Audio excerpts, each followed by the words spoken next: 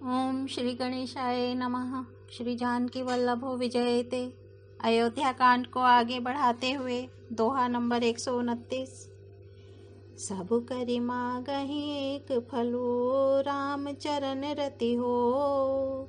तिनके मन मंदिर बसहो, सिय रघुनंदन दो। सियापति राम जय जय राम, मेरे प्रभु राम जय जय राम। और ये सब कर्म करके सबका एकमात्र यही फल मांगते हैं कि श्री रामचंद्र जी के चरणों में हमारी प्रीति हो। उन लोगों के मन रूपी मंदिरों में सीता जी और रघुकुल को आनंदित करने वाला आप दोनों बसिए, जिनके ना तो काम, क्रोध, मद, अभिमान और मोह है, ना लोभ है, ना शोभ है, ना राग है, ना द्वेष है, और ना कपट, दंभ और माया ही है। हे रघुराज, आप उनके हृदय में निवास कीजिए, जो सबके प्रिय और सबका हित करने वाले हैं, जिन्हें दुख और सुख तथा प्रशंसा, बड़ाई और गाली, निंदा समान ही हैं, जो विचार कर सत्य और प्रिय वचन बोलते हैं, तथा जो जागते सोते आपकी ही शरण है, और आपको छोड़कर जिनके दूसरी कोई गति आश्रय नहीं है। हे राम जी, आप उनके मन में बसिए, जो पराई स्त्री को जन्म देने वाली माता के समान जानते हैं, और पराया धन जिन्हें विष से भी भारी विष है, जो दूसरे की संपत्ति देखकर हर्षित होते हैं और दूसरे की विपत्ति देखकर विशेष रूप से दुखी होते हैं। और हे राम जी, जिन्हें आप प्राणों के समान प्यारे हैं, उनके मन आपके रहने योग्य शुभ भवन हैं। स्वामी सखा पितु मातु गुर, जिनके सब तुम तात। मन मंदिर तिनके बसहूँ, सिय सहित दो भ्रात। सियापति राम जय जय राम, मेरे प्रभु राम जय जय राम। हे तात, जिनके स्वामी, सखा, पिता, माता और गुरु सब कुछ आप ही हैं, उनके मन रूपी मंदिर में सीता सहित आप दोनों भाई निवास कीजिए, जो अवगुणों को छोड़कर सबके गुणों को ग्रहण करते हैं, ब्राह्मण और गौ के लिए संकट सहते हैं, नीति निपुणता में जिनकी जगत में मर्यादा है, उनका सुंदर मन आपका घर है, जो गुणों को आपका और दोषों को अपना समझता है, जिसे सब प्रकार से आपका ही भरोसा है, और राम भक्त जिसे प्यारे लगते हैं, उसके हृदय में आप सीता सहित निवास कीजिए। जाति पाति, धन धर्म, बड़ाई, प्यारा परिवार और सुख देने वाला घर, सबको छोड़कर जो केवल आपको हृदय में धारण किए रहता है, हे रघुनाथ जी, आप उसके हृदय में रहिए। स्वर्ग, नरक और मोक्ष जिसकी दृष्टि में समान है, क्योंकि वह जहाँ तहाँ सब जगह केवल धनुष बाण धारण किए और आपको ही देखता है, और जो कर्म से, वचन से और मन से आपका दास है, हे राम जी, आप उसके हृदय में डेरा कीजिए। जाहि न चाहिए कबहु कछु, तुम सन सहज सनेहु। बसहु निरंतरता सुमन, सो रौर निज गेहु। सियापति राम जय जय राम, मेरे प्रभु राम जय जय राम। जिसको कभी कुछ भी नहीं चाहिए और जिसका आपसे स्वाभाविक प्रेम है, आप उसके मन में निरंतर निवास कीजिए, वह आपका अपना घर है। इस प्रकार मुनि श्रेष्ठ वाल्मीकि जी ने श्री रामचंद्र जी को घर दिखाए। उनके प्रेमपूर्ण वचन श्री राम जी के मन को अच्छे लगे। फिर मुनि ने कहा, हे सूर्यकुल के स्वामी, सुनिए, अब मैं इस समय के लिए सुखदायक आश्रम कहता हूँ, अर्थात निवास स्थान बतलाता हूँ। आप चित्रकूट पर्वत पर निवास कीजिए। वहाँ आपके लिए सब प्रकार की सुविधा है।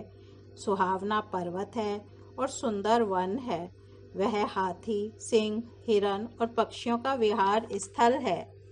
वहाँ पवित्र नदी है, जिसकी पुराणों ने प्रशंसा की है, और जिसको अत्रि ऋषि की पत्नी अनसुया जी अपने तपोबल से लाई थी।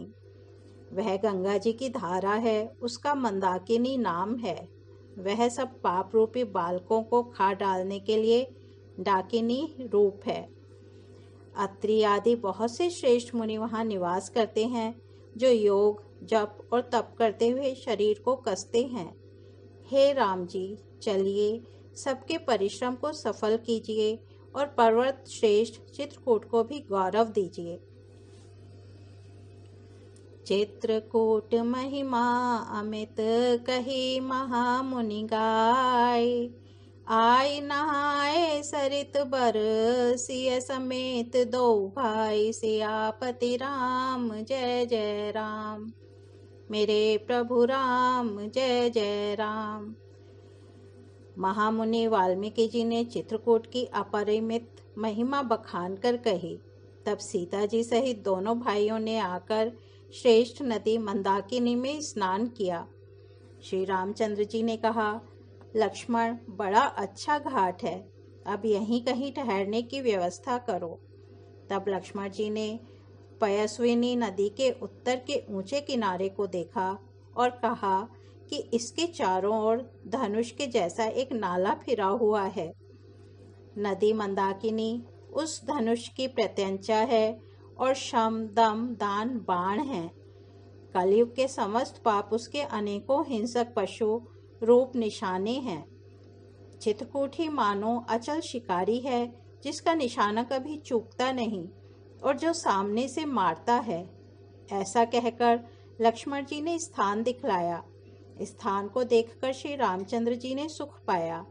जब देवताओं ने जाना कि श्री रामचंद्र जी का मन यहाँ रम गया, तब वे देवताओं के प्रधान थवई मकान बनाने वाले विश्वकर्मा को साथ लेकर चले।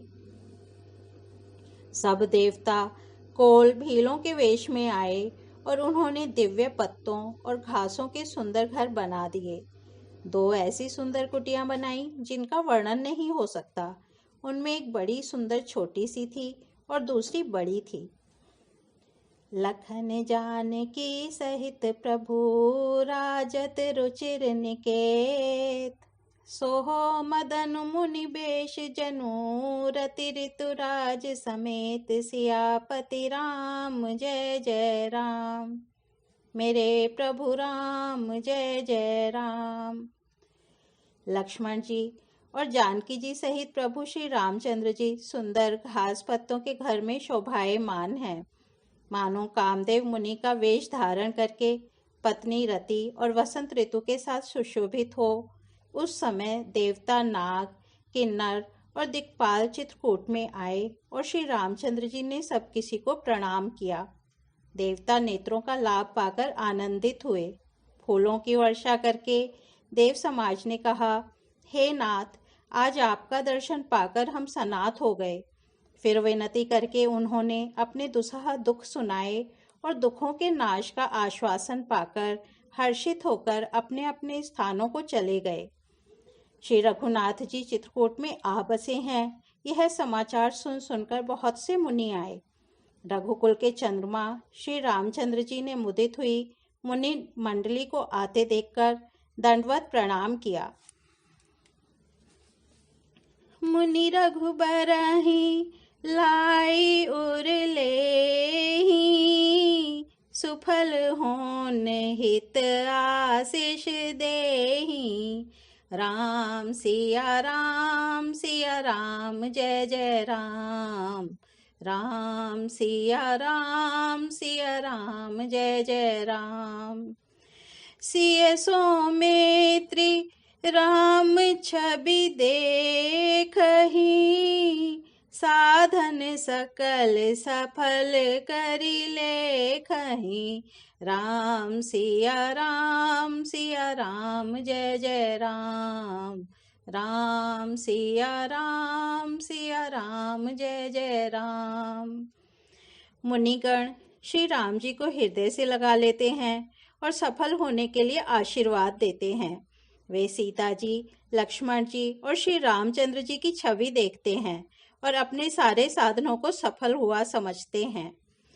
ओ मंगल भवन अमंगल हारी, द्रबहु सो दशरथ अजेर बिहारी। राम सिया राम जय जय राम। राम सिया राम जय जय राम। आज अयोध्या कांड को यहीं विराम देते हैं, कल इसके आगे बढ़ेंगे। धन्यवाद।